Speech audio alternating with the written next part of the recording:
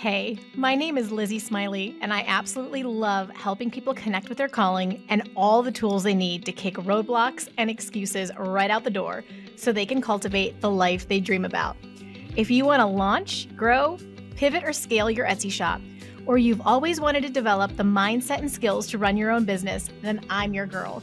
I've had that entrepreneurial spirit going strong since my very first lemonade stand, and now I'm a work-at-home mama with multiple online companies and a full-time Etsy shop, all while being present with my kids for the everyday chaos and most important milestones. On this podcast, we'll talk about all things business, mindset, Etsy, creativity, dazzling our customers, and so much more. There's plenty of room at this table for you, so scooch on in and let's go. I'm holding nothing back. Welcome to How to Sell Your Stuff on Etsy. I'm so glad you're here. Hey guys, welcome back to the show. I'm so excited to hang out with you today and talk about some Etsy seller secrets that I have learned along the way that, man, I really wish I had known when I got started. I really tried this round to come up with a list of not so obvious ones. So hopefully this will help you guys out. I know there's a lot of this kind of list out there, like maybe on TikTok and everything. And I find I've even made them before and they're kind of general. And I'm like, gosh, there's some really like painful ones that if you don't know, they bite you. And I'm like, that's kind of what I want to capture is maybe some of the meatier stuff. So if you're not new to Etsy, I think you'll like this episode anyway, potentially. Like surprisingly, some of these gems I only actually learned in the past year or two as I've been coaching you guys and learning more and like really playing with print on demand as well. So before we get into this, real quick, if you guys enjoy this podcast and you often learn new things or get inspired, would you do me please a quick favor and forward this episode to someone you know who's been thinking about starting an Etsy shop? Like most of us have someone who's kind of been, and we've chatted with them, right? And we're like, yeah, like let me know if you have any questions. If you could forward this on to them, it would mean the world to me. Because if you can help me spread the word about the podcast, like the busy season is approaching and so many new people are going to be joining the Etsy platform and needing help. And like what I really want is I want to reach them before they make a bunch of mistakes or they get super discouraged or they get really terrible advice from a Facebook group or they just simply start without knowing some like really important pieces that can protect them. So thank you so much. Like time and time again, y'all prove to be literally the most wonderful humans in the whole and entire world. And I love you so much. This week, I just have one piece of housekeeping. At least that's my plan. You guys know I never really stick to that, but I wanted to mention this to y'all. In a few past episodes, I mentioned here and there that I've been toying with the idea of starting a Facebook group, like just for the How to Sell Your Stuff family. It'll be really positive and really helpful. Just be like our vibe, which if you've spent any time in the Facebook groups, you know that the vibe here is quite different than there. And so now I've started to actually get quite a few notes from you guys, and people are really into this idea. And I have a few OG people to the podcast who've been here since the beginning, and they're going to help me moderate the group so I don't lose my mind. And I plan to launch it in the next few months, just as soon as my current course overhaul behemoth project is over and live.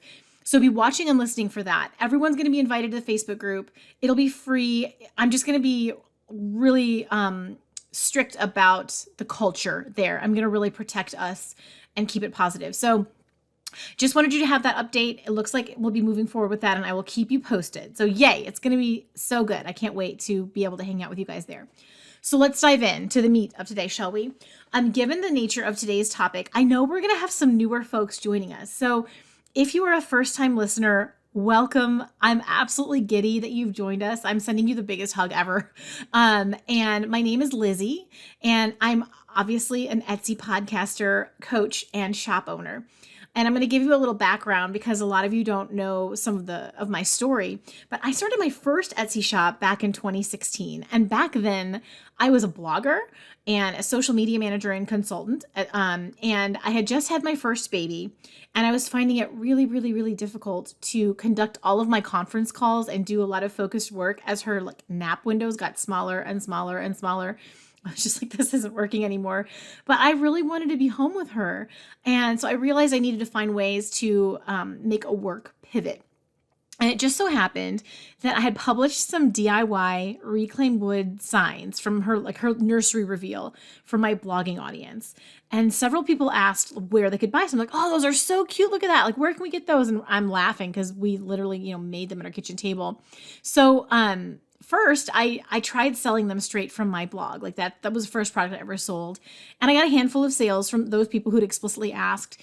But then literally nothing happened because I wasn't driving traffic to my signs, my shop. I was driving traffic to my blog content. And like, lo and behold, that doesn't necessarily convert over. Like traffic was not making its way over to the store for a whole bunch of reasons. But I think I got a bee in my bonnet because like my husband was very good at building. He's very, very handy. He was very good at building signs. And I was starting to really get a knack for painting them. It was such a perfect. It didn't matter what my daughter was doing, I could paint around her. Do you know what I mean? Like if she's screaming, I can paint. If she's watching Daniel Tiger, I can paint. If she's napping, I can paint. It didn't matter. And we had definitely gotten some interest from the blog audience. So it sent me on this path of discovery, trying to figure out how people sold stuff like that. And I quickly found Etsy. Like I really didn't know about it before then. I think I'd heard the word and, Etsy is it's part of our vocabulary now, but I was like, it's tsetse, like the fly. Like I didn't know.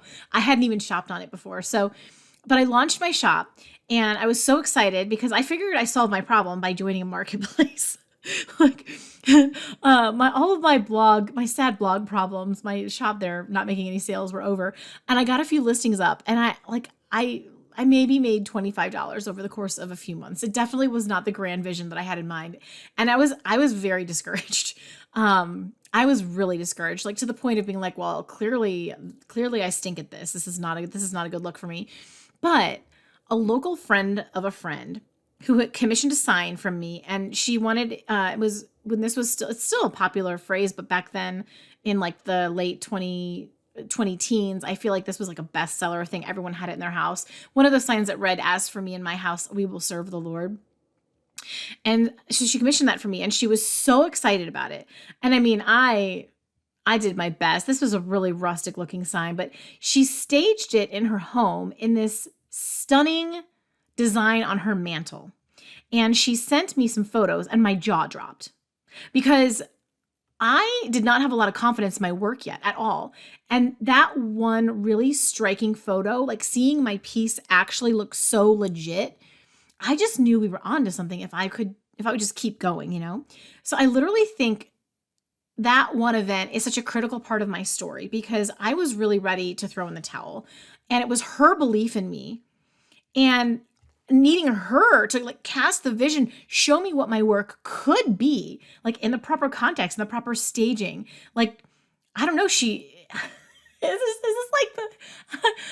like those makeup reveals where they show you before and after makeup? And part of me, like, I have mixed feelings about that because I'm just like such a natural girl, but I also like, I know like little makeup can go a long way, but I don't know. It just made my sign look so good. But it gave me the nudge that I needed. Her belief in me gave me the nudge I needed to fight for it, to fight for my business, to fight for this part of it, to fight for the flexibility to be with my daughter. Other people were doing it and I was just like, everything is figure outable. So she really helped me. And guys, this is why I bring all this up, other than to catch up a lot of you who have no idea what my story is. But literally that is why I'm an Etsy coach. Because I love to see in you what you don't see in yourself yet. I'm obsessed with helping you build belief in yourself. Like even if your work sucks right now, because you know what? Most of my signs, I go back and look at pictures, they really sucked back then. That one kind of squeaked by. It happened to be a standout. And frankly, it was really her staging that made it. Not to mention, can we just admit, like this spring, starting my print on demand shop, I had to suck at print on demand signs or like designs for a while, right? I've got signs on the brain, and like plenty of the ones I create now still suck. I use maybe 30% of them, but it's part of the process. So for now, while you're too scared to start, or no one is encouraging you, or maybe no one even knows that you're doing it, which is often the smart way to go, let's be honest. Or maybe you're so excited and like it's hard to be patient. You just need it to work. Or maybe you're desperate because you literally, if this doesn't work, there's no plan B for your family. Or it literally may just be that you don't have a lot of confidence right now, like I did. Like I live career-wise to believe in you when you don't, and to bring you whatever you need to get there. Because for me, that moment meant everything. And it's kind of ingrained in my natural personality anyway. So just know, here's what I want you to know. I did not do well right out of the gates. Like the right encouragement at the right time pushed me to keep looking for answers. And from there, I discovered the first Etsy course I ever took. And it just catapulted me to connect all of those dots. There were too many things I didn't understand, too many loose ends. I could find some videos on YouTube, but they were discombobulated. I didn't see how all the pieces came together. So I went from making that $25 over the course of a few months to, by the end of that year, I was making $6,000 plus per month. And in the busiest months over the next few years, I often made as much as $12,000 in a month selling handmade painted wood signs. And by the way, if you would like some really specific strategies on how I scaled my shop, just some things that you can implement right away, I have a free PDF download called The 4 Strategies I Use to Grow My Etsy Shop from $25 a month to $6,000 plus a month. It's my most downloaded freebie, and it will show you more specifics than I can talk through on the podcast. It's kind of visual, and I will link that in the show notes for you. So I know a lot of you new folks just don't even know about that yet, but it was insane and wonderful and so profoundly hard in those early days. But I went on to earn several $100,000 from that Etsy shop. And it was sustained over multiple years, and I learned a ton. Blood, sweat, and tears paid for. So all that to say, there were a bunch of things I didn't know up front at all. And if I had, I could have saved a lot of time and a lot of risk, which is what I really want for you now. And those are the things that we're going to talk about today. So there's your intro. That's a little bit about me and how we got here. But let's talk through the 10 Etsy seller secrets I wish I had known before starting my first Etsy shop. It's actually a miracle that I did not get into more trouble than I did. But anyway, so number one, stay with me, my OGs, okay? Number one is SEO matters, but demand matters more. And this one might actually surprise some of you, which is why I'm asking to buy in for just a moment here. So we hear all over the place about how everything comes down to your SEO. You got to master SEO, SEO, SEO, SEO. And it's true. You do need to understand SEO. And many businesses are made or broken by the quality of their SEO. But it's also crucial that you know that demand will trump SEO. So let me set this up a bit, okay? For the newest newbie listening, SEO stands for search engine optimization. And in the simplest terms, what you need to know is that Etsy works like a search engine. And when a shopper comes to the Etsy site, most often they're going to be typing into the search bar some phrases or words to describe what they're looking for. And if you have those exact words or phrases on your listing, for instance, as part of your listing title, then Etsy will know to pair your listing with that customer's search results. And depending on how many other listings there are out there with the same words in their title, your listing will show up somewhere in those pages of search results for that customer. That's how you get found. Ideally, you want to be on the first 1 to 3 pages, or you're unlikely to get seen. So mastering your SEO simply means that you're using the best possible words or phrases on your listings that customers are searching for consistently. But here's where it gets hairy. And I've seen this time and time again when I'm coaching you guys, and we often have to find some unique ways to approach this to help you get some traction.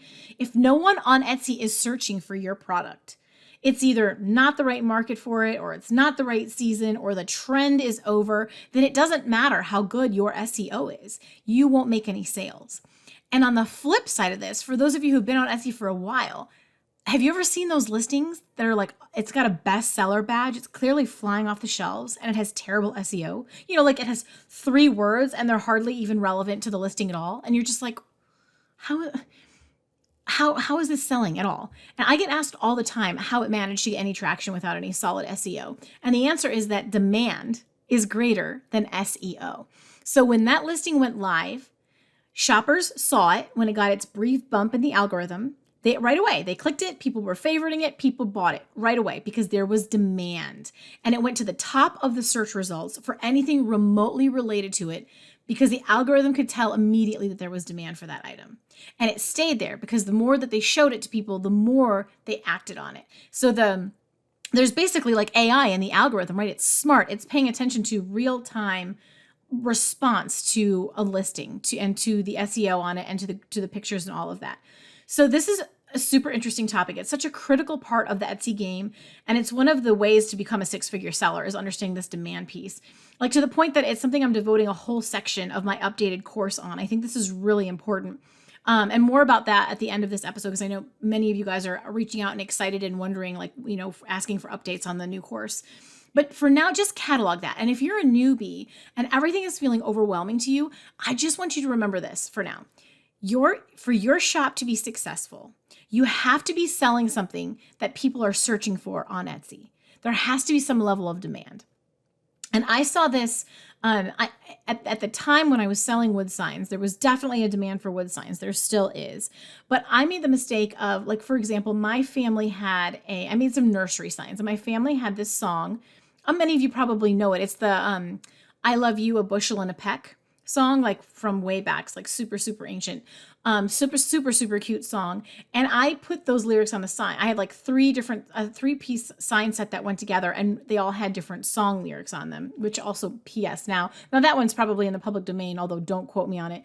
Now, I wouldn't have even done that because it would be copyright. I'd be using copyright lyrics or copyright.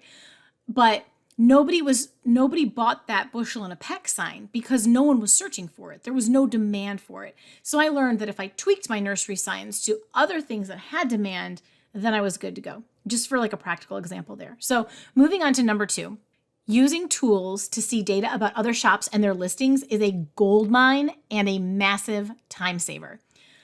I'm so excited for you if you're just getting started with Etsy, because the third-party tools that are available now, they make it so much easier. We did all this manually and we had to test a lot more and we often got it wrong. We just did not have these back in the day, okay? Back in the day, 6 years ago. But there are lots of great ones out there. I personally use 2 that are called Everbee and Sales Samurai. And what they do for me that's so important is they show me key data, like how many monthly searches there are for products and keywords. They tell me what SEO the best-selling listings are using to get found in the search results. They show me where there is demand.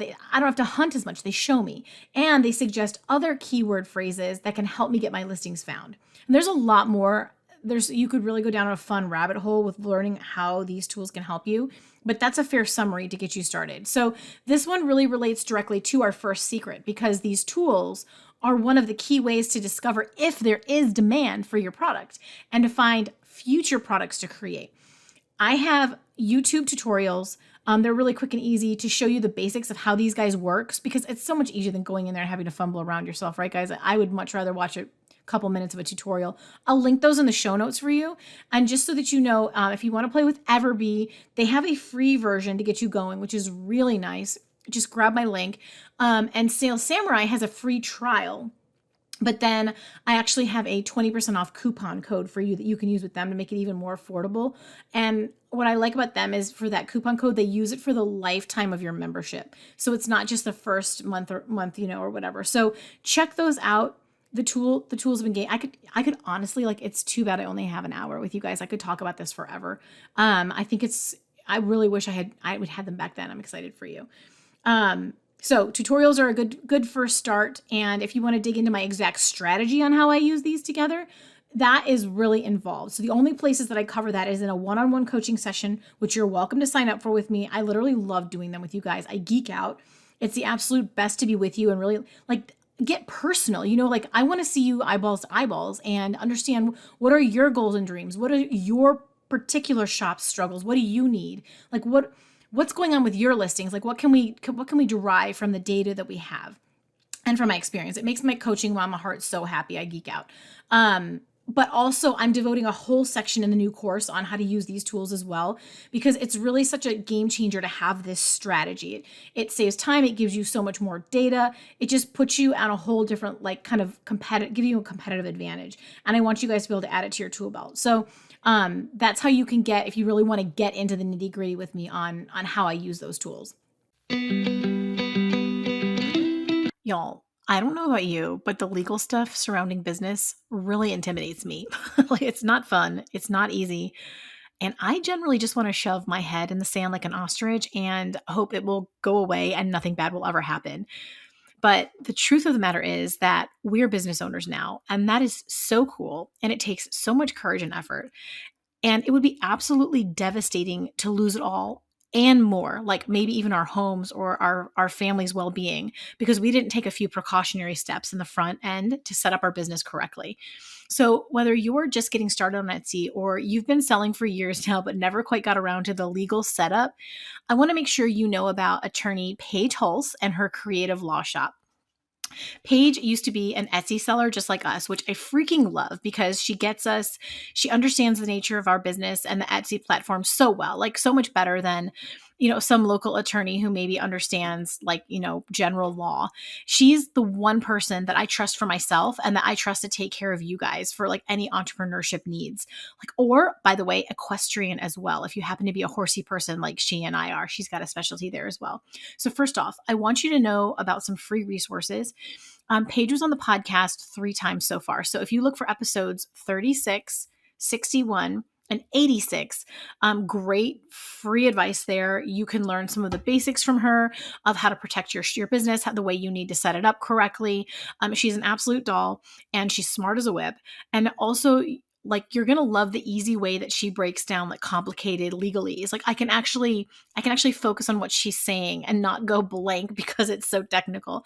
You're going to love her. And also, this is really important. I want you to know that she's available if you, especially in the United States, of course, like if you run into legal trouble or if you need to register a trademark or you have some other issue with your business that requires legal advice, you can just search for Paige Hulse Law. Hulse is spelled H as in horse, Ulse. And I'll also have her sites, of course, linked in the show notes for you guys. And most importantly, I want to make sure you know about her creative law shop because it can save you boatloads of money. It's literally like a template shop for like legal documents, the kind of things that we need all the time. So in many instances, you can just purchase a legal template from Paige directly from her site that will protect your business for a fraction of the price that you'd pay for hiring an hourly attorney. And it's going to be written a million times better than something free off of the internet.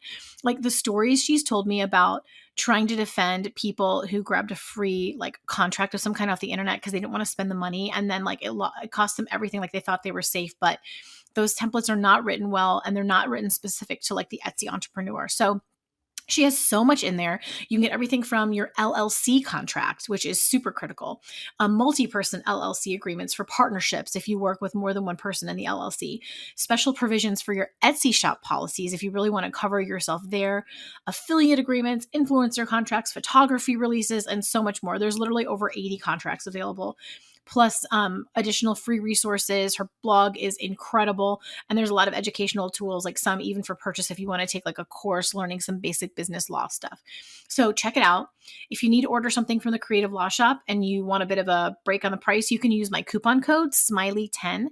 That's all lowercase, SMILEY and the number 10, and you get 10% off, and hopefully that will help. So just go to shopcreativelaw.com, and there are a ton of resources waiting for you. My hope and prayer is that you'll never need to fight a legal battle, but just like we have fire insurance and car insurance for a reason, setting up your business the right way now can save you from a lot of pain later. So I really trust Paige to help you out. Number 3, and this one I'm going to, it's going a little more lifestyle because I hear about this from you guys often. I have a lot of this is me. I have a lot more emotional conversations with people than you might expect hearing the word coach off the bat. But I wish I had known that my shop would give me back some of my own identity as a mom with littles at home.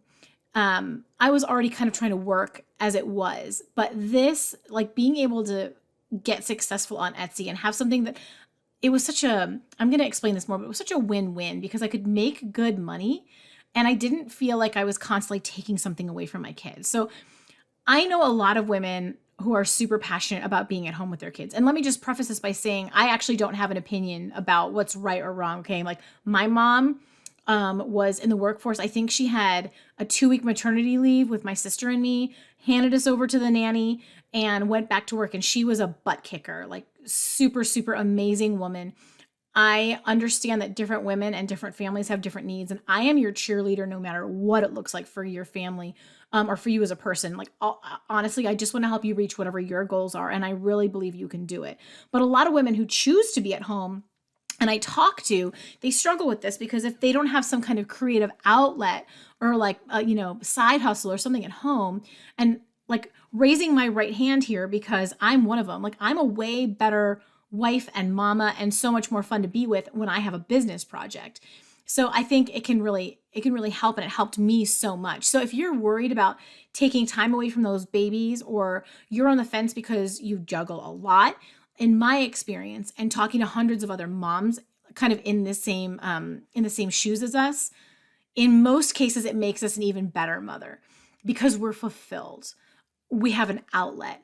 And when we're with our families, we can be even more present because we're not so torn inside about what our personal needs are. If that's probably the best way for me to put it. And actually, this I just put 2 and 2 together. Next week's podcast, my personal parenting coach is coming on as a guest because she basically runs a company as well. Like she works with some family members, but like she's very entrepreneurial, and she's literally going to be talking about the juggle and how to protect relationship with our kids. It was like a very hard, very good convo with her. So that can help you go in with eyes wide open and have everything in order as you step into entrepreneurship. Just like hearing some of her thoughts about that, I feel like she could help you be proactive.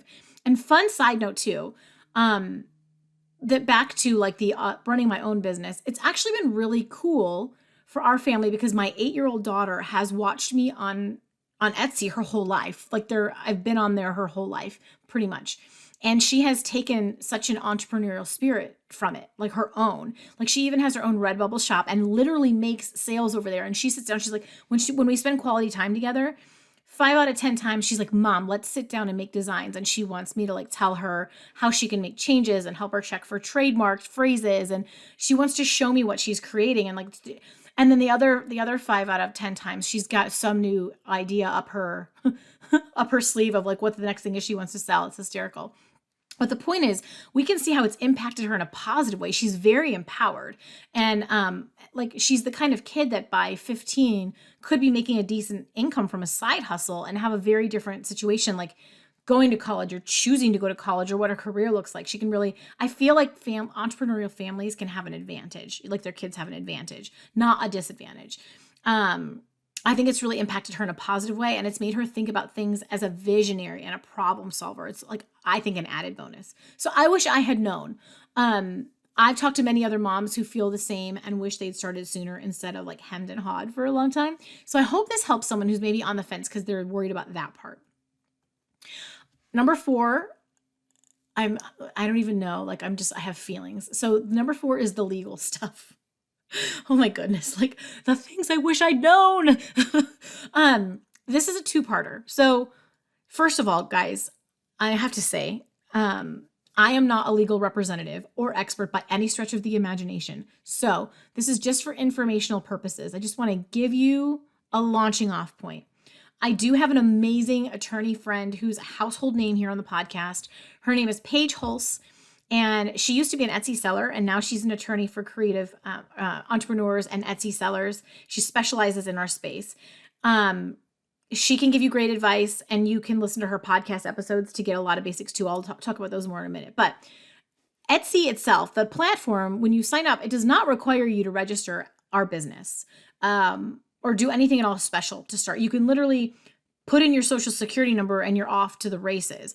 But your city, state, and or country, depending on where you are, may have different rules that you need to look into about filing.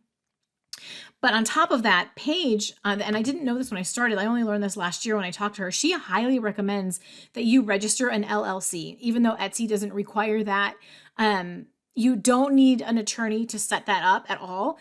There are bunches of resources on Paige's website. If you want to go through her free blog content, it'll tell you a lot more. I look there all the time because I know I can trust the answers, and it's going to be better than like freaking Wikipedia or something on the internet that is, who knows the credibility of it.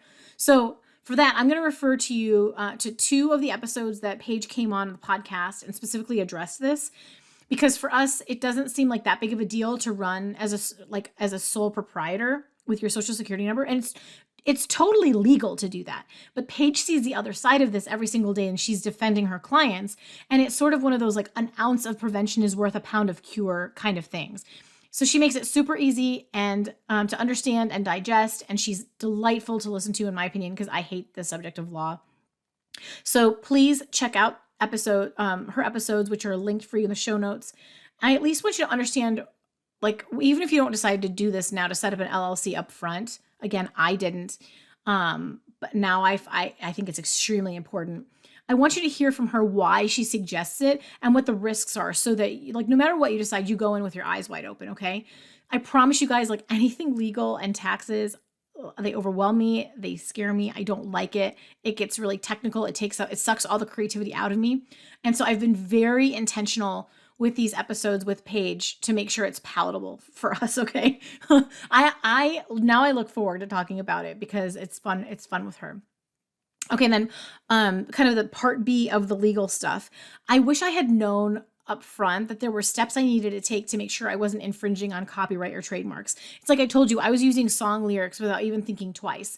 And it's because I just didn't even know. And B, I saw other shops doing it. I had no capacity or no understanding of, that was going to be a problem.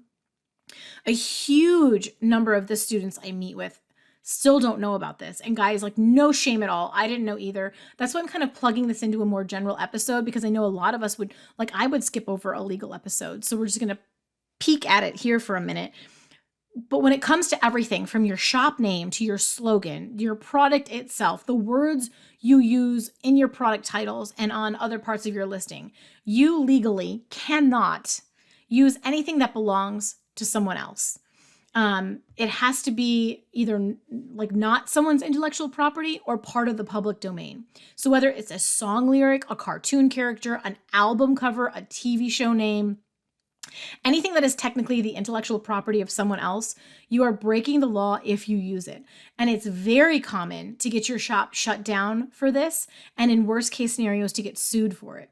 Now, what can be a little more obscure is that a lot of people have filed trademarks for things that we consider everyday phrases, like happy camper or mama bear, things like that. And so we think, oh, that's not a song lyric. It's not like part of, pop culture. It's not a TV. It should be fine. You've got to search and make sure it's fine, because sometimes it's not, and you can get dinged for it. So what I hear all the time, and I get it, it creates massive confusion and feels very unfair. But people say to me, Lizzie, if it's not okay, then why are so many other shops doing it and getting away with it? And that was my question as well. But like, here's the tea, okay? There's 2 parts to this. Number 1, they probably started their shop before the Etsy bots that were initiated to screen new shops in 2020. And that's why they appear to be getting away with it. If they're a new shop, these days, they're just days, moments away from getting shut down. They won't last long. So they've flown under the radar for just a little while. But, and this is part 2, they are getting busted. Like, these shops are actually getting busted every single day, and they're being taken down, and we just don't know. We don't know that it was there, yesterday and gone today, here today, gone tomorrow. Really big companies like Disney, for example, are ruthless, and they do systematically come after them. And it seemed all fine and dandy for these shops for years, but now they could get sued for damages for all, like, retroactively for all those years. So it's just not worth it. This is why I get on the soapbox with you guys. And the only other scenario is they pay tens of thousands of dollars to license whatever they're selling. Sometimes that's the case. You can absolutely do that if you have the means to. It can actually make great sense to do it if you also have a website and a brick and mortar store, and you can move more than enough product to support the yearly license. That's the only other scenario. Okay, so back to the main point. Before you list anything, you need to search and see if it's already someone's intellectual property. Copyright can often be found with a quick Google search. It's if it's a famous quote or song lyric or title, that usually becomes pretty obvious. I recently was gonna create a shirt that said something like whiskey weather on it, because I had seen that phrase. I'm like, that is so good. But then I did a search and it wasn't trademarked, but it's actually like the name of a song that I didn't know, which shame on me. I should have known that. And I was like, oh, that's for sure someone's IP. So I will link some info about copyrights in case you want to look into that further. For trademarks, you need to search on the government trademark site called uspto.gov. And you can see if there's an existing registered trademark for the words and phrases that you want to use. I know like when I was first hearing about all this, it felt very overwhelming. It was almost enough to like completely turn me off of starting a print on demand shop. So if that's you, how you're feeling right now, I just really want to encourage you. I have a quick YouTube tutorial that will show you how to do these searches, and it'll kind of demystify it a bit. I think if you take a look at that, you'll kind of go, okay, I can at least try this. So I will link that as a reference for you, and you can take a peek and hopefully feel a little bit better about it. Moving along to number 5, I wish I had known that POD or print on demand was an option. Don't get me wrong. I don't regret my handmade sign shop for a second. I just also wish I had known about print on demand back in my earlier days, because I would have added extra items to my shop for additional income and like to have some products at least that I didn't have to make. So for those of you that it might be a better fit, you want to sell a physical product, but you don't necessarily want to make it yourself. You want to kind of hand some of that off. You just design it and you have another company make it and ship it for you. That's an option. It's a beautiful option. In my case, maybe I would have used vacation mode less, like when we couldn't take on any more orders because we were slammed or we were on vacation. And so I could have just deactivated my handmade listings and like left the print on demand items up. It could have maybe helped my shop, like who knows. I definitely think I would have started my standalone print on demand shop sooner if I'd known about it. It would have been long before I started the podcast. So I think the bottom line is some of you are so passionate about what you make, and it's literally why you get up in the morning. And if that's you, keep doing it. I actually believe that handmade products have a tremendous advantage on Etsy, to be honest. Like as so many of the sellers move more and more into print on demand and digital products because the convenience is out of this world, right? But shoppers come to Etsy in droves for those precious handmade items. There's nothing like it. And I think there will always be a broader market for those goods. And I definitely have plans going forward to have shops like that, working with my Aunt Robbie, who's obsessed with making stuff with her hands. And I'll chase after the children and she can make stuff with her hands and I can just market it. You know, I can just do the shop stuff. But in my case, I am so much more passionate about the puzzle, the marketing, the business. I get excited about figuring out where there's demand. I get so excited. And I am much more interested in doing that research than being creative with an actual product. I know, please don't hate me, you guys. Like, this is the nerd part of me that makes me awesome at helping you make money, okay? Like there's advantages to me being this way. But seriously, I do get it. Like I am a knitter. I was actually an avid knitter before my kids were born, and I'm absolutely in love with the process of knitting. Like I am a process knitter. It fills my cup so much. I can't tell you, I think it's almost, okay, these days with like the little baby, there's not as much knitting happening. But when I sit down and do it, my husband laughs at me because pretty much every time, like 20 minutes in without fail, he gets like, I'll sigh. I just love knitting. And he'll just cackle at me. And it's just, how do I want to say this? It's like subconscious. Like I'm not even thinking, you know, and it just comes out of my mouth. But like I understand how making a product can really fill your cup and fulfill you. So if you're hearing about print on demand for the first time, you want to look into it. I have 3 different print on demand experts who have come on the podcast that I very confidently recommend that you check them out for further study. The first one is Jenny. She goes by @JennyFromTheShop with 2 P's on TikTok. And I'll link her episodes. I have 2 episodes for you to check out. Oh, and here's the other thing I want to tell you. Like as a caveat to that, like right here on the podcast, it's actually a great place to get familiar with all 3 of these gals and figure out which style you jive best with. The format, the way, like they all brought so much value. There's so much information that it's much harder to find just wherever on the internet. I'm crazy about all 3 of them. They have really different styles, which is great because we're all different people. But I personally consume all of their content all of the time, and I will link all of those relevant episodes for you. The second one is Heather, who is HeatherStudio on YouTube. If you looked into any print on demand, you've probably seen her on YouTube. She is wonderful. And the third one is Brittany, who is Be a Wolf Biz on Instagram. So for sure, binge these episodes. They are so freaking good. And you'll get a much better sense of, who you want to kind of look into further. Next up, Etsy seller secret number 6. I can't believe how long it took me to figure this out, you guys. Like, I really hope this changes someone's life today. It's simple, but its repercussions are profound. So, number 6, whenever possible, use mock-ups over photos. Even if you're not selling a print-on-demand item or a digital product, okay? So this will not apply to everyone. Some physical products, and definitely vintage products, will have to be photographed one by one. And that's the nature of the beast, and that's just fine, and you'll get a great system for it. But if you can harness the simplicity of mock-ups, if it works for you, it opens up some amazing doors. A mock-up is just, here, I'll give you a little context if you're like, what is a mock-up? It's just a staged picture of a blank product. So think a blank t-shirt or an empty frame or a plain mug or an engraved product, but it just doesn't have the engraving on it yet. Or in my case, just a base painted sign. And then you use a design program like 𝗗𝗚𝗦 or Canva to digitally place your design on the object, and you use that as your listing photo. And you can make it look completely realistic. If you're great at your craft, which I expect that you are, you'll be able to duplicate the physical product to look exactly like the image. And there are so many advantages to using these mock-ups.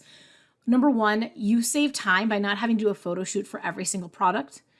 Number 2, you can test designs before you even make them to see if they'll sell. I did this for hundreds of designs. I tested them as a listing before I tried to make the product because I don't need to be storing all those painted signs.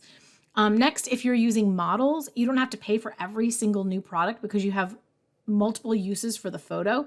And that would work with several things, for, actually, you could even also hire someone to do, someone who's like a really good graphic designer and knows how to use like Photoshop and stuff like that. They could create it to where even like a model could be wearing a headband, and they could make it so that the headband color could be changed out with a different fabric through pictures and stuff. I know I'm getting way beyond, but you could really make your life so easy. But I'm thinking like engraved jewelry. You just have the blank jewelry, and then you can change out what the engraving looks like in every picture. You can have a model, wear that, or you could have them wearing clothing, or you could be who knows. You could use someone's staging set for like blankets if you make blankets, whatever it is. But also, once you get a mock-up that really works, and this is what happened to me, you can keep running with it. Like, you don't have to try to recreate it every single time. You've just got a winner right out of the gates for every single one of those products that you make. And then also, you can easily provide a proof to a customer with a custom order. So if you've got a mock-up, and like for my signs, I'd have the blank mock-up. They'd say, I want a sign that says this. And I just pull up my mock-up, I send them a font chart. They would pick which font they wanted, and I would send them an example of here's what the sign will look like. And it looked like the real sign as it was done because I'd put the text on it using Canva, or in that case back then, PicMonkey.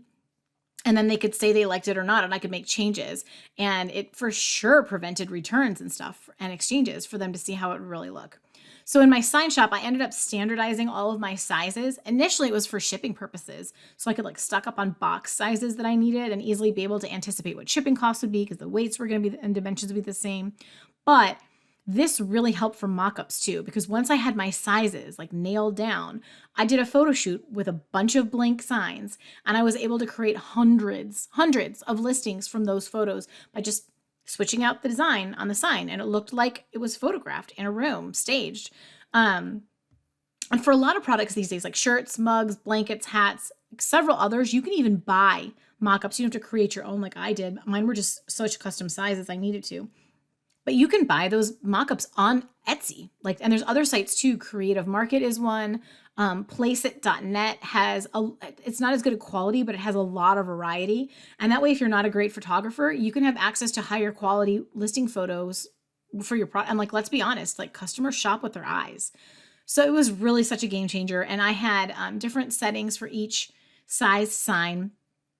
and a few different stage settings like in my home. And I used a few different staging setups so that when someone went to my storefront, I didn't have the exact same staging in every single thumbnail listing like next to each other. I would just kind of adjust them a little bit so that when they looked at the line of them, there were different ones, and they went to the next line and there was some carryover. But you see what I'm saying? Like it didn't all. I had a couple varieties so that it wasn't all the exact same all through the page, but the same photos sold stuff for me every single day. It was crazy. So 10 out of 10 recommend.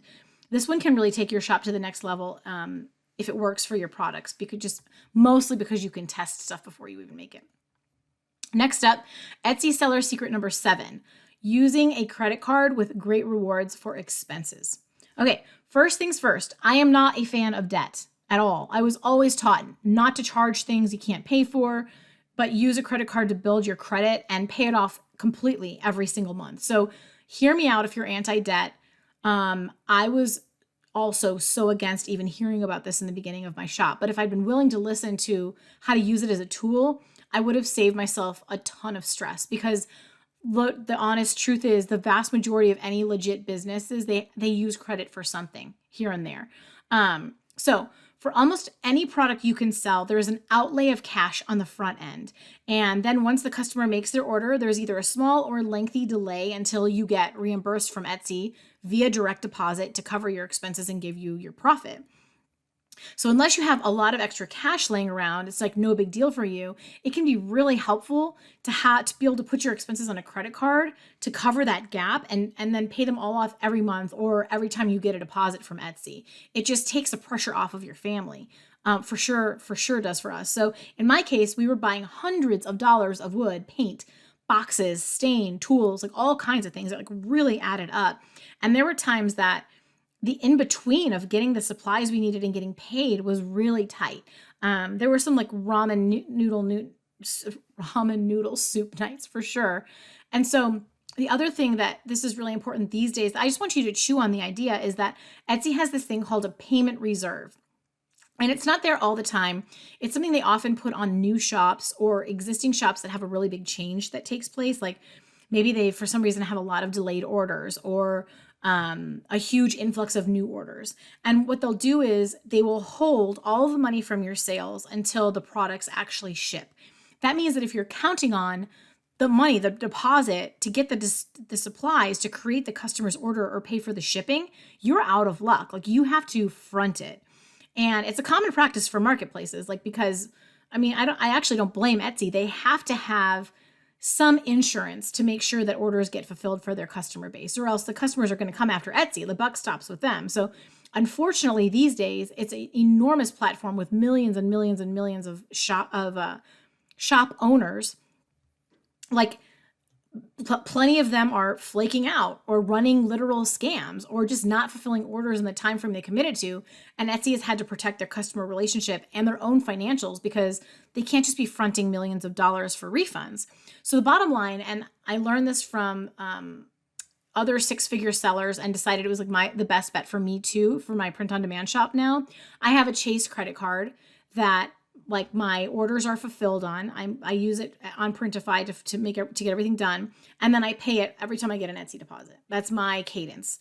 I don't worry about dipping in my family's finances to cover orders. If I get an influx, I don't stress about it, and I earn great points. So it's already been kind of an advantage. Like we've gotten something from it. So chew on it. Like there's obviously no pressure. There's nothing in it for me. I'm just telling you, I would have saved us some stress with those building supplies early on if I had been a little more open to thinking like a business owner rather than like, a household that is just anti-debt. Decide if it's right for you. I understand both arguments for sure. And if you'd like to take a look at the Chase card that I use, it's the same one that print on demand seller Jenny from the shop uses too, and I'll link it for you. And I think you'll get some bonus points for signing up with that link. Like we both kind of like, that's the only thing we both get like points. So I just have found it to be a good fit for me. So people are usually like, well, which one do you use? And moving on to Etsy seller secret number 8. On Etsy, gifts are literally king. I wish I had known this. An overwhelming number of Etsy shoppers are on the platform looking specifically for gifts. So no matter what you create, find ways to make it giftable. even if you need to copy your listings and create like a duplicate that you can then tailor to a gift shopper, it will make a difference in your sales. It's an amazing little tip tool you can use. So I always make sure to include at least one gift related like SEO phrase on each listing that I create. Another good idea to go along with that, if you can, make your products personalizable, or make some of them where they can be personalized. And that increases the likelihood that someone will gift it as well, because people just love stuff that they can customize that way. And finally, if you are able to do anything with anything special with the way that you package or ship products, like if you do your own from home, advertise that. That is a huge seller, and you don't have to, eat any cost from that. You can add it as you can be an add-on. So you create a separate listing that's like gift wrap or the gift experience or whatever. And if they want to like really fancy it up a bit, they can add that feature onto their order. It just adds some razzle dazzle. It'll make your shop stand out, get you some extra, extra kudos, extra sales. It'll be good.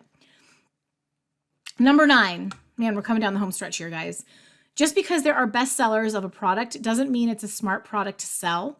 I have in parentheses saturation, but it can definitely lead you to a great product idea. It took me a while to fully comprehend this one. If you're doing research in your niche to make sure that there's demand for what it is that you want to sell, and you find that there's like best sellers and competitors who have tons of sales, that doesn't necessarily mean you found a winning product for you. Like, along with searching for demand, like we've talked about before with, a tool like Everbee or 𝗟𝗨𝗦, when you look to see how many monthly searches a keyword phrase gets, it's just as important. Like, the other side of that research is you need to look and see how many listings you would be competing with if you use that SEO to try to get eyeballs on your products. You can find out the competing listings. You can, like, 𝗟𝗨𝗦 will tell you how, like here's how many searches there are and here's how many competing listings there are for that search. You can also, when you do the search on Etsy, just below the search bar to the right, there'll be a number there, and it'll say like comp for competition. So it'll show you how many competing listings there are for there. It's a really quick and easy way to get it. You have to do the search rather than in 𝗟𝗨𝗦, you just get to like look at a list. So it's just more user friendly. But that the key is you want to find products that are in demand but aren't so saturated that you end up way, way, way, way down in the search results. So for example, if I find something that has 500 searches per month, but it has 25,000 competing listings, I know it's probably not a good idea to spend my time there. Probably not going to be able to compete. I need a different angle or a different product. But if I find something that has 500 searches per month and say 2,500 competing listings, now that's worth a try. And then something with 500 searches per month and 500 or less competing listings, like a 1-to-1 ratio, 500 searches, 500 listings, that's a potential gold mine. Like, that's a absolutely yes. Those are very rare to find. If this feels confusing, or you'd like more insight into how to get this information, how it would apply to your niche, I can 100% help you with in a one-on-one coaching session, because I know sometimes these things, you just need the specifics for you. And so it's a really, really common question I get. I think we go over in almost every single coaching session. And I love diving into the weeds with you to help get some real clarity. It will also be covered for several different niches in the revamped course if you're getting excited for that coming out soon. So lots more opportunity to see how I go about this research if you like that support. But I'm super excited just to even get your wheels turning about looking at the saturation of a niche, like how many searches are there and how many actual listings are there trying to respond to that search, because I can save you a lot of pain if you find by encouraging you to look for ones that have smaller competing pools. And this leads me perfectly. It will work perfectly together with our 10th and final Etsy seller secret. And that is that the riches are in the micro niches. And I know I just switched it up because I usually say niche, which is better, but I'm trying to make it rhyme. So we're going to go with it, okay? If you've been around the Etsy circles for a while, you've most likely heard the phrase, the riches are in the niches, which is just to say that the more broad you go with your products, the less they'll sell. It helps to get specific with who you're selling to and what you're selling. But I actually suggest, this is what I coach and teach, that you take this a step further and you'll find the riches in the micro niches. So here's what I mean by that. let's start with like some examples of niches are, I'm going to go back to niche now. I can't do it anymore. The mom niche, the pet niche, the clay jewelry niche, the teacher niche, or the toy niche. Those are niches. Examples of micro niches are the gymnastics mom niche, the cockatoo niche, the boho clay jewelry niche, the home economics teacher niche, and the wood toy niche. So you see how you can get so much more specific. And if you guys refine down even more specifically to these micro niches in your research, like in your SEO and in your product targeting, then like the How to Sell Your Stuff family will become one of the most successful and profitable Etsy groups in existence. This is where the treasure is. Like, oh, it's such good stuff. I get excited. I get like chill bumps just talking about it. The riches are in the micro niches. So let's get more refined. Let's get those keywords even more specific. I know that we think in our head, if I do that, then the searches go way down. Yes, but so does the competition. And that's where you can start to peek through. I've already had you guys on here forever. I'm so sorry. I could keep talking. I'm going to stop there, but my like coaching heart is fluttering like I'm in love, and I geek out. So I hope this has helped you guys a whole lot, and that no matter where you are on your Etsy journey, that you took away some ahas from this maybe more technical convo today. But earlier in the podcast, I promised I would give you a bit of an update on the course overhaul. And so here's what's going on. And then also, this will be helpful if you're newer here and you're like, what are you talking about, woman? So I am one of those coaches who does not gatekeep stuff. Like, obviously, I can go into a heck of a lot more detail and show you the visuals and share more strategy in a course environment because of time and being able to show it to you rather than just talking through a microphone. So I can do it better than I can on the podcast. So that I'm like the transparent truth that the podcast is a ton of work and I do it for free. Like, I love giving away like all of the gold. So I sell the course and the coaching so I can also make an honest living and just take it down. Like, I just have more ability there to get into the weeds with you. But if you get inside my course or you do coaching with me, I play all out. Like, I share everything I can possibly think of and I cram in everything just to get you where you need to go. It's how I operate. Like, I'm like, here, yes, I've learned this. You need to know this too. This will help you. So if you want to learn my whole and entire framework for building an Etsy shop, you can jump into my course called Listings That Sell, where I will show you everything I know. That is currently up and running and linked for you right now. But if you're newer to the podcast, you may not know this yet. I'm currently overhauling that course, which is I like sprinkled a little bit about that throughout the podcast. I was mentioning it to include boatloads more. Like, I wrote that course in 2020, I think it was.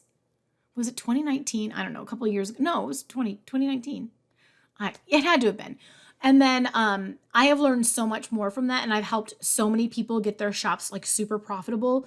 It's just I'm really, really excited. But everything in there is exactly what I learned from building a six-figure shop, multiple six-figure shop. So great stuff but right now it's got everything I knew to build that.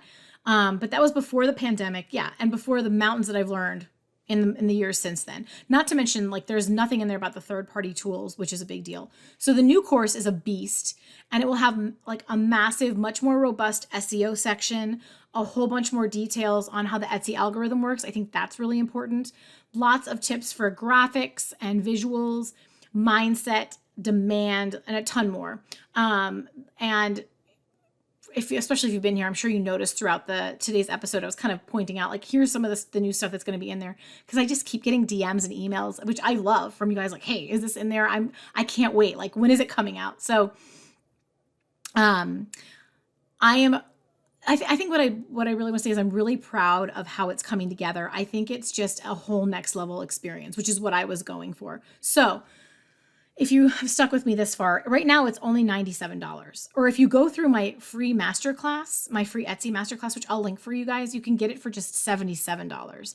But the crazy part is, if you get in now, you'll get the new course free when it comes out next month. Like, every single one of my existing students, when I flip the switch, is going to get the complimentary upgrade. That's just how I roll. And the new course is going to be a $600 course.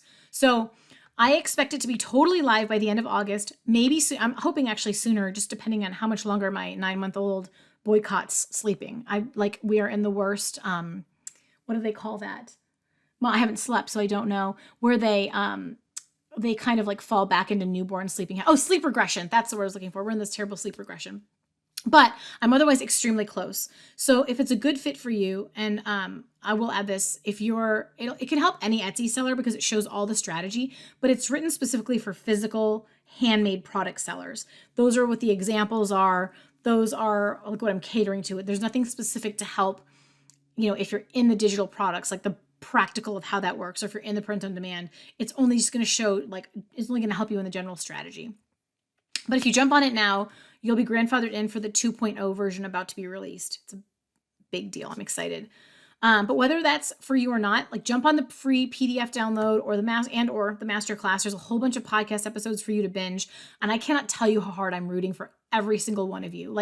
I consider you all my students, my friends, I'm so grateful. So for me, I just care about preserving that original Etsy culture of makers who were just excited to see each other win. At the end of the day, that's what I care about. We all used to care passionately about our crafts, and we just wanted to delight our customers. We live for it. That was the original culture. And I love being a part of gathering like-minded people around that vision. That's my goal for us here, is that we have that vision, those values. And because of that, I just want to see you win. I want to hear about it. And if I can't help you, I will be the first person to, first of all, tell you that. And number two, to help you, to point you to the resources I know can help you. It just makes me giddy to see, to help you see what's possible and cast the vision for a really unique community of makers.